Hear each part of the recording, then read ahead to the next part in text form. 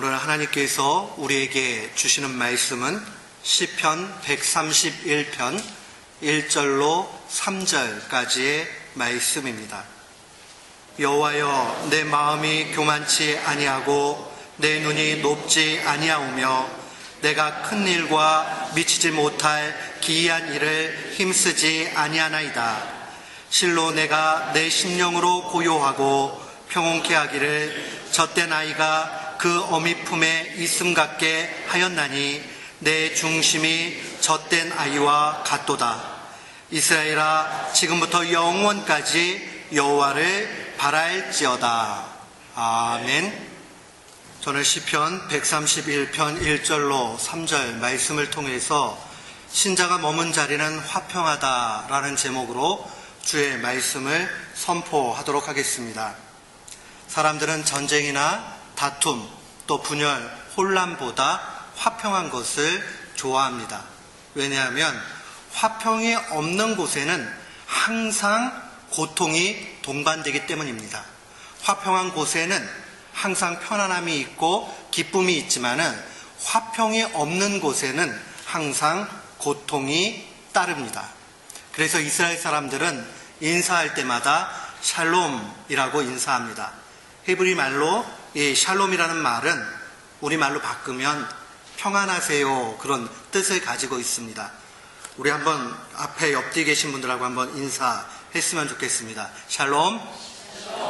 네, 평안하세요. 네. 우리가 샬롬이라고 이야기할 때 이거 단순한 인사가 아니라 하나님의 화평이 선포되는 것입니다. 그리고 우리가 머무른 자리마다 화평이 임하게 되는 것입니다. 예수님은 화평을 참 좋아하셨습니다. 그래서 마태복음 5장 9절에 팔복 가운데 주님이 말씀하시기를 화평케 하는 자는 복이 있나니 저희가 하나님의 아들이라 일컬음을 받을 것이다 라고 말씀하십니다. 하나님의 아들, 하나님의 자녀지요. 하나님의 자녀가 되는 그러한 정체성, 신자의 정체성이 바로 화평케 하는 데 있다는 사실입니다. 따라서 우리가 하나님의 신자가 되었다, 그리스도인 되었다 하는 것은 우리가 머무르는 곳마다 화평이 나타나야 됩니다. 화평은 해도 되고 안 해도 되는 것이 아니라 신자라면 마땅히 화평케 하는 이 피스메이커의 사명을 감당해야 된다 하는 것을 우리 중심에 새겨야 됩니다. 이스라엘의 전 역사 가운데 가장 영적으로 타락하고 위축된 그러한 시절을 꼽으라고 이야기하면 사사시대입니다. 사사시대에는 그때의 왕이 없기 때문에 각기 자기 옳은 소견대로 행하였다라는 말씀이 반복되어집니다. 결국 자기가 기준되어서 자기 멋대로 살아가게 될 때 화평은 없습니다. 절망이에요. 소망이 없어요. 지옥 같아요. 우리 한국말에 생지옥이라는 말이 있지요. 그런 것처럼 화평이 없는 곳에는 생지옥이 있기 마련입니다. 그런데 그러한 사사시대에도 하나님의 사람들을 통해서 하나님이 화평을 선포하셨다는 사실을 보게 됩니다. 하나님께서 사사들을 세웠을 때에 첫 번째 사사가 온니엘이라는 사람입니다. 근데 온니엘의 전생의 사역들을 이 사사 사무엘은 어떻게 평가를 하냐면 사사기 3장 11절 말씀입니다. 그 땅이 태평한 지 40년에 그나스의 아들 온니엘이 죽었더라. 하나님께서 하나님의 사람이었던 온니엘을 통해서 그의 생애 가운데 그 척박한 절망에 소망이 없는 그 시절에도 여전히 태평하게 인도해 주셨다는 말씀입니다. 그 땅에 샬롬, 화평이 있었다는 뜻입니다. 우리의 환경은 어떻습니까? 나는 태어나기를 불우하게 태어났어. 나는 시절을 너무 잘못 만났어. 그래도 사사시대보다는 낫습니다. 어렵고 절망스럽고 힘든 가운데 있어도 하나님의 사람이 머무른 곳, 하나님의 중심이 있는 곳에는 반드시 화평이 있기 마련입니다. 하나님의 영적인 사람들은 한결같이 이 하나님의 샬롬, 화평을 선포하고 그 땅을 평안케 만들었습니다. 5월은 가정의 달입니다. 우리의 가정을 한번 돌이켜 보십시오. 혹시 가정 안에 화평이 깨어진 부분이 있습니까? 아니면 이웃과의 관계에서 화평이 또 어그러졌습니까? 교회 공동체 안에 우리가 몸담고 있는 수많은 공동체 안에 어려움이 있을 수 있습니다. 그러나 우리가 그곳에 가면 반드시 그 안에는 화평이 나타나야 합니다. 우리가 참다운 그리스도인이라면 우리의 삶 가운데 피스메이커 하는 많은 사람들을 화평케 만드는 그 사명을 감당해야 될 줄을 믿습니다. 아멘. 그것이 바로 영적인 하나님의 사람들의 사명입니다. 그렇다면 하나님의 말씀이 우리에게 증거하고 있는 화평은 무엇입니까? 히브리서 12장 14절 말씀에 보면 모든 사람과 더불어 화평함과 거룩함을 따르라. 이것이 없이는 아무도 주를 보지 못하리라 라고 말씀은 증거합니다. 모든 사람과 더불어, 모든 사람이라는 것은 예외가 없다는 얘기죠. 모든 사람과 더불어 화평함과 거룩함을 조치라. 이 화평이라는 말, 거룩이라는 말은 1차적으로 관계성을 표현하는 말입니다. 이 관계적 의미를 가지고 있는데 그 관계가 온전할 때, 그 온전한 관계를 표현할 때 화평이다, 거룩이라고 이야기합니다. 사람과 사람 사이의 온전한 관계를 이야기할 때 말씀은 화평이라고 이야기합니다. 하나님과 우리와의 관계가 온전할 때 그 관계가 거룩이라고 이야기합니다. 이 두 가지는 매우 밀접한 관계를 가지고 있습니다. 우리가 화평하는 것과 거룩한 것이 두 개가 떨어져 있지 않습니다. 함께 간다는 사실을 분명히 알아야 됩니다. 화평이나 거룩이나 세상의 방식을 좇아서 살지 않는 것은 동일합니다. 세상 사람들이 자신의 가치관에 따라서 다 그렇게 살아도 우리가 말씀의 기준에서 살아갈 때에 우리는 인간관계 안에도 화평이 나타나고 하나님과의 관계에서도 거룩함이 드러나게 되는 것입니다. 우리의 삶 가운데 적극적으로 하나님의 말씀대로 관계하며 살아가는 것, 그것이 바로 화평입니다. 우리의 삶 가운데 화평이 깨어졌다라고 얘기하면 먼저 기억해야 될 것은 우리가 하나님의 말씀대로 지금 바로 살고 있는가 하는 것을 기억해 봐야 됩니다. 하나님의 말씀으로 나아가지 않으면 결단코 우리의 삶 가운데 화평은 없습니다. 가정의 문제도 마찬가지고 공동체의 모든 문제도 마찬가지입니다. 중심이 돼야 되는 것은 하나님의 말씀이 중심되어야 합니다. 사랑하는 성도 여러분, 우리의 얼굴이 각기 다른과 같이 생각이 다 다릅니다. 그리고 사람의 경향성은 참 이상하게도 자기 중심적으로 해석하기 마련입니다. 그리고 좋은 것은 2번, 3번 확인하지만 나쁜 것은 단번에 믿습니다. 긍정적으로 생각해가지고 하나님의 말씀대로 살기는 어려운데 부정적으로 생각하는 것은 안 가르쳐줘도 다 합니다. 이상하지요? 이게 인간의 고장난 인생의 모습의 전형입니다. 우리가 전적으로 타락했기 때문에, 우리가 병들었기 때문에 우리는 화평을 쫓아 나아갈 수가 없습니다. 따라서 우리가 이 화평함을 취하기 위해서 분명히 기억해야 되는 것은 거룩과 함께 화평을 추구해 나가야 한다는 것입니다. 화평과 거룩함은 상호 아주 가까운 연관성을 가지고 있습니다. 야고보 사도는 야고보서 3장 18절에 이렇게 증거했습니다. 화평하게 하는 자들은 화평으로 심어 의의 열매를 거두느니라. 참 이상하죠? 이 말씀 한번 잘 묵상해 보세요. 화평하게 하는 자들은 화평을 심어서 의의 열매를 거둔다. 여기서 의의 열매, 의라는 것은 하나님과 우리 관계의 온전함을 의미합니다. 거룩과 동일한 의미를 가지고 있습니다. 결국 우리가 세상 사람들과 원수가 되어지고 우리가 밟고 있는 땅의 화평이 선포되지 않는 가운데서 신앙생활을 온전히 할 수 없다는 사실을 보여줍니다. 우리가 세상 사람들 또 가정 안에서 원수같이 그렇게 지내면서 나는 화평을 누린다, 하나님 앞에 거룩하다, 하나님이 말씀하시기를 거짓말이라고 말씀하시는 것입니다. 우리가 온전히 정말 하나님의 거룩함을 쫓아 나아가는 신자라면 마땅히 우리의 삶 가운데 화평함도 추구해 나가야 된다는 겁니다. 예수님이 마태복음 5장 24절에 이런 말씀을 하셨습니다. 예물을 제단 앞에 먼저 두고 가서 형제와 화목하고 그 후에 와서 예물을 드리라. 이 말씀이 무엇을 의미합니까?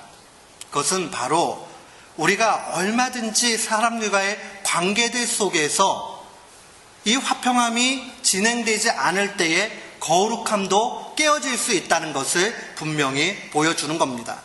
하나님이 예배를 소홀히 여겨서 인간의 관계만을 귀중히 여겨서 이 말씀을 주신 것이 아닙니다.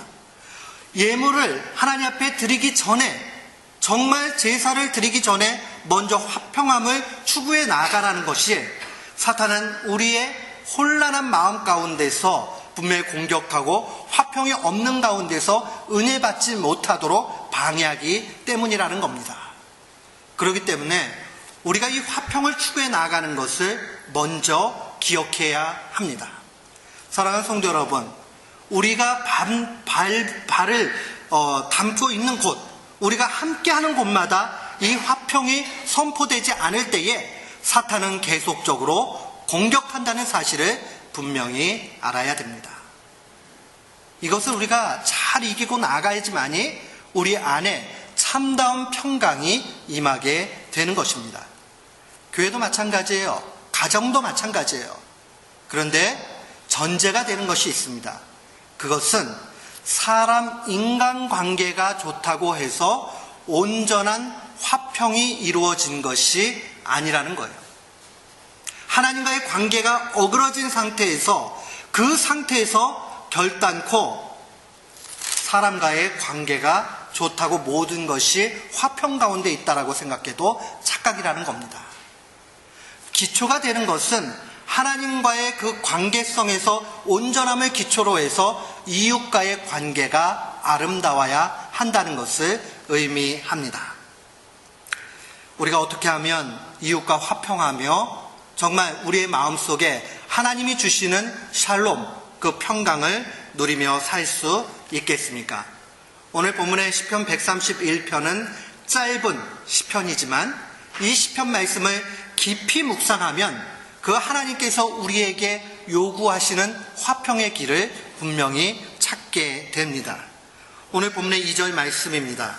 실로 내가 내 심령으로 고요하고 평온케 하기를 젖된 아이가 그 어미 품에 있음 같게 하였다라고 그렇게 고백을 합니다. 내 심령으로 고요하고 평온하다. 이 고요하고 평온하다는 말은 시적인 표현이죠. 이게 바로 하나님의 샬롬이 임했을 때에 느끼게 되는 사람의 중심에 있는 마음입니다.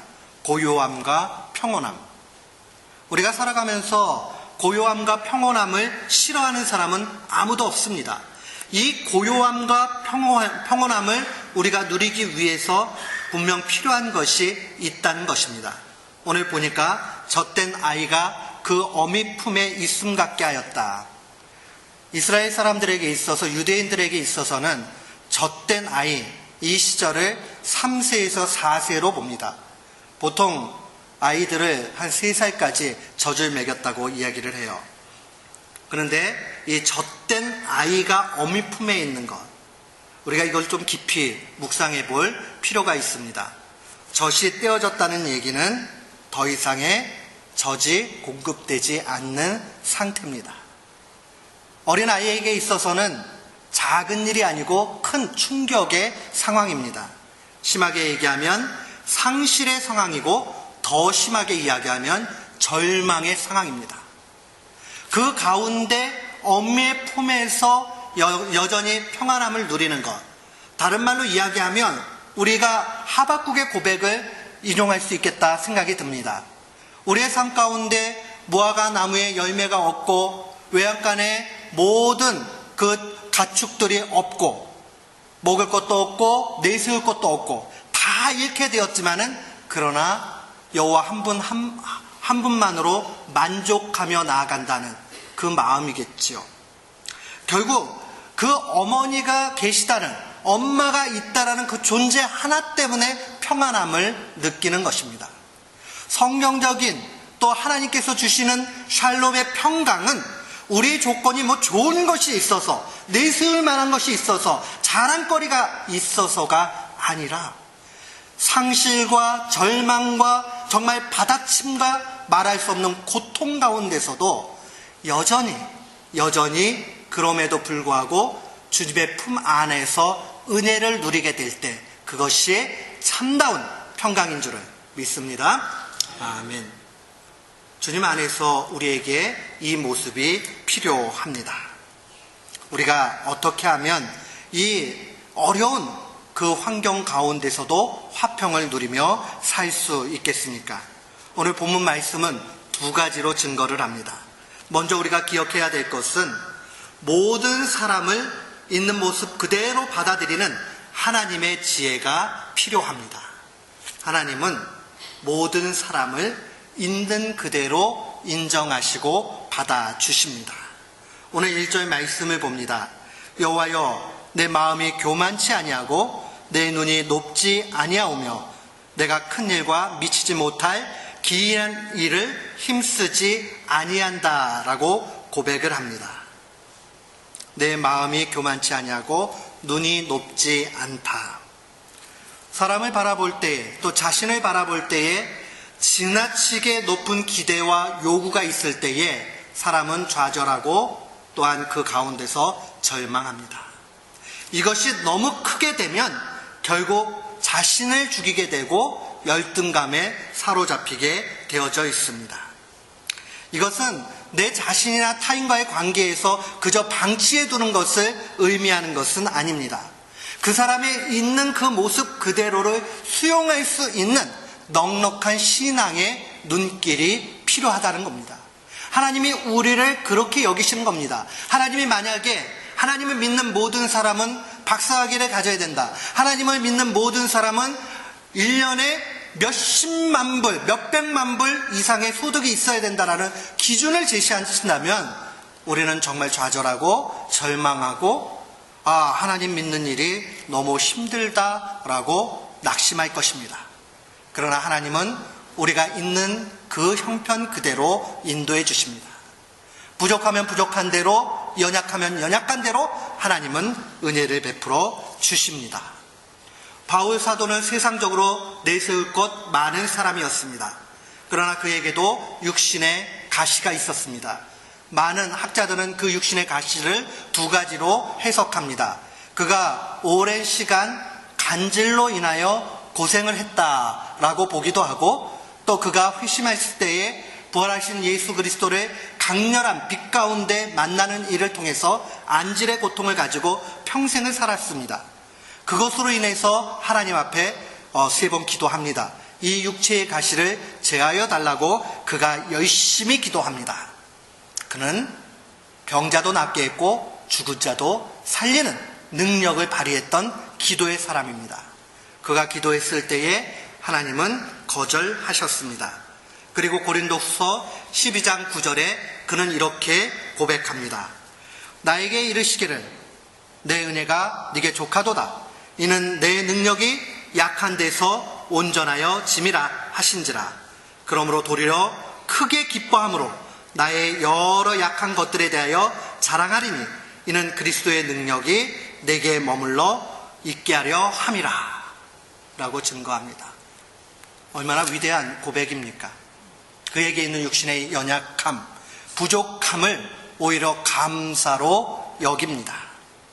사사 가운데는 왼손잡이 에훗이 나옵니다. 에훗은 그가 통치하는 사사 시절 80년 동안의 평안함을 그 땅 가운데 선포하고 그가 치리하던 80년 동안에 정말 이스라엘이 태평성대를 누리게 됩니다. 왼손잡이. 오른손을 못 쓰는 선천적인 왼손잡이의 표현이 아닙니다. 히브리 사람들은 왼손잡이라고 이야기할 때에 신체 장애인을 표현하는 말입니다. 신체에 장애가 있어도, 그래서 사람들이 못난이라고 손가락질하고 한 번 더 쳐다보는 그러한 상황들이 되어도 그래도 하나님은 그 사람을 사용하십니다. 우리도 마찬가지입니다. 우리의 삶 가운데 나는 기력이 없기 때문에, 나는 나이가 많기 때문에, 나는 생각이 짧아졌기 때문에, 나는 또 이러이러하기 때문에, 그런 이유가 하나님 안에서는 아무런 이유가 되지 않는다는 겁니다. 우리가 많은 사람들을 있는 그대로 받아주고 수용해 나아갈 때 그 땅은 반드시 하나님의 화평이 있게 됩니다. 그리스도인들과 세상 사람들의 차이가 많이 있지만 그 중에 하나는, 그리스도인들은 자기의 약함을 가지고 열등감과 나약함, 부족함을 극복합니다.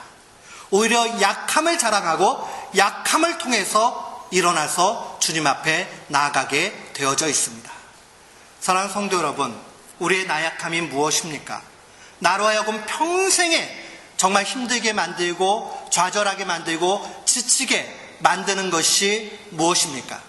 그것에 대해서 오히려 크게 기뻐하십시오. 우리의 약함을 통해서 하나님은 영광 받으시고 하나님의 능력이 그 가운데 임하게 되는 줄을 믿습니다. 아멘. 그 마음을 가지고 살아가는 것, 그것이 바로 우리가 하나님의 평강을 누리는 것이고 많은 사람들을 받아주는 것입니다. 그렇게 살다 보면 사람의 연약함보다 강점을 더 많이 보게 됩니다. 또한 자기 자신에 대해서도 스스로가 용납하게 되어져 있습니다. 완벽주의자가 좋은 면도 있지만 그것이 지나치게 되면 상당히 큰 문제를 만듭니다. 자기의 자아도 죽이게 되고 남도 어려움에 빠지게 만듭니다. 사랑하는 성도 여러분, 주님이 있는 모습 그대로 우리를 받아주시고 사용하신다는 그 하나님의 시각이 우리 가운데 있기를 축원합니다. 또한 1절 하반절 말씀에 보면 내가 큰 일과 미치지 못할 기이한 일을 힘쓰지 아니했다라고 그렇게 고백을 합니다. 이것은 최선을 다하지 않았다는 말이 아닙니다. 이것은 열심을 내지 않았다는 말이 아닙니다. 이 본문을 현대인의 성경은 이렇게 번역을 해요. 조금 더 마음에 와닿을 수 있습니다. 나에게 과분한 일이나 내가 감당할 수 없는 일을 생각하지 않습니다. 이건 뭐냐 하면 하나님이 주신 비전도 아닌데 자기 혼자 꿈을 꾸고 나 그것을 해야지 라고 할 때에 그것은 중심의 화평도 깨어지게 되고 많은 사람들에게 고난을 줄 수 있다는 것입니다. 여기서 힘쓰지 않았다라는 이 힘쓴다는 말은 원래는 원문적으로는 그냥 걷는 것을 의미해요. 근데 여기에는 이게 강조용법으로 되어 있습니다. 강조용법으로 되어 있으면 단어가 조금 바뀌어지는데 어떻게 하는 것이냐? 바로 미련하게 힘쓰고 애쓰며 허비하는 것을 의미할 때 이 단어를 사용합니다. 저의 근육의 머슬이 무게를 감당할 수 있는 게 10파운드인데 나 많이 드는 사람 보니까 좋다 하고 제가 100파운드의 바벨을 들려고 한다고 해보십시오. 들리겠습니까? 안 들리죠. 10배 이상의 것을 어떻게 들 수 있겠습니까? 거기에 힘쓰고 애써봤자 땀만 나고 결국은 자칫 잘못하면 다치기도 합니다. 우리의 인생도 마찬가지입니다. 하나님이 내게 주신 것에 대해서 감사하고 그것에 대해서 나아갈 때에 그 곳곳마다 하나님의 평강이 임하게 되는 것입니다. 하나님께서는 기질과 능력에 따라 사람을 사용하십니다. 그 하나님이 주시는 그 은혜를, 그 지혜를 바라보면서 우리 모두도 내 자신과 남을 향해서 있는 모습 그대로 수용하고 받아줄 수 있는 넉넉함이 있기를 주의 이름으로 축원합니다. 아멘. 또한 우리가 어떻게 하면 이 화평의 사도로 화평하며 살아갈 수 있겠습니까? 두 번째로 하나님의 때와 방식을 기대하면서 기다리는 신자의 모습이 필요합니다. 그게 바로 신자의 특권입니다. 사탄은요, 우리의 마음속에 자꾸 조급증을 가져다 줍니다. 그래서 하나님의 때를 기다리지 못하게 하고 하나님의 방식을 추구하지 못하도록 만듭니다. 오늘 본문의 3절 말씀을 보십시오. 이스라엘아, 지금부터 영원까지 여호와를 바랄지어다 라고 그렇게 기록되어져 있습니다. 이 말씀에 바란다는 이 말씀이 참 중요합니다. 바란다는 말을 이스라엘 사람들은 야할이라는 말로 사용을 합니다. 이 야할이라는 말이 원래 뜻은 무언가를 소망하는 것을 의미합니다. 그런데 이 본문의 뜻은 조금 이 소망한다는 말이 더 확장적인 것이 되어서 강조가 되어져 있습니다. 그 뜻은 바로 하나님의 때를 기다린다, 이런 의미를 가지고 있습니다. 사랑하는 성도 여러분, 우리가 왜 화평하지 않은지 아세요? 왜 공동체마다 자꾸 문제가 생기는지 아십니까? 그 많은 부분들이 기다리지 않기 때문입니다. 우리의 조급증과 우리의 성급함이 불신앙과 연결된다는 사실을 분명히 알아야 됩니다. 하나님의 때와 그의 방식을 추구해 나갈 때에 그곳에 화평이 임합니다. 왜냐하면 하나님이 일하시기 때문입니다. 우리가 일하려고 하면 힘만 들어요. 결론도 잘 안 납니다. 그러나 하나님이 일하시는 곳에는 잘 안 될 것 같은데 제일 빠릅니다. 그 길이 제일 빨라요. 우리 운전할 때 몇 번 경험해 보잖아요. 이 길로 돌아갈까 저 길로 돌아갈까 하다가 막 해보면 이게 빠르겠지 해가지고 나중에 가보면 그 길이 빠르지 않지요. 왜요? 우리의 다급함과 성급함은 이를 그르치기 애씁니다. 우리가 정도로 간다, 하나님의 길대로 추구해 간다 하는 게 바로 여기에 있습니다. 여호와를 바랄지어다, 지금부터 영원까지 여호와를 바랄지어다, 하나님을 기대하고 기다리는 것입니다. 우리가 그렇게 나아갈 때 하나님으로부터 오는 만족감이 있게 되어져 있습니다. 고린도후서 3장 5절은 증거하기를 우리가 무슨 일이든지 우리에게서 난 것 같이 스스로 만족할 것이 아니니 우리의 만족은 오직 하나님으로부터 난다라고 증거합니다. 하나님으로부터 오는 것이 진짜입니다. 우리가 아무리 좋은 것 추구해 나아가도 그것이 하나님으로부터 나오지 않으면 참다운 만족이 없습니다. 은이 많아진다고, 금이 많아진다고 만족하는 것이 아니라는 것을 우리는 분명히 기억해야 됩니다. 하나님을 추구하고 하나님 앞에 기대하고 기다리는 신자, 그 모습은 참 아름다운 것입니다. 사랑하는 성도 여러분, 우리 모두는 누구나 다 화평하기를 진실로 바랍니다. 그러면 이 두 가지 꼭 마음에 새기십시오. 있는 모습 그대로 내 자신과 남을 용납할 때에 그곳에 화평이 있습니다. 또한 우리가 하나님의 방법과 때를 기다리면서 하나님 앞에 모든 주도권을 드릴 때에 그곳에 화평이 있습니다. 이것 문제야 하는 문제도 하나님 앞에 주도권을 맡기고 기도하면서 주신 지혜만큼 따라가면 그것이 가장 빠르게 됩니다. 교회의 문제도, 가정의 문제도, 우리의 인생의 모든 문제가 바로 여기에 달려 있습니다. 사랑하는 성도 여러분, 우리 모두는 화평케 하는 사람으로 주님 앞에 이 두 가지 추구함으로 날마다 승리하는 귀한 교우들 되시기를 주님의 이름으로 축원합니다. 아멘.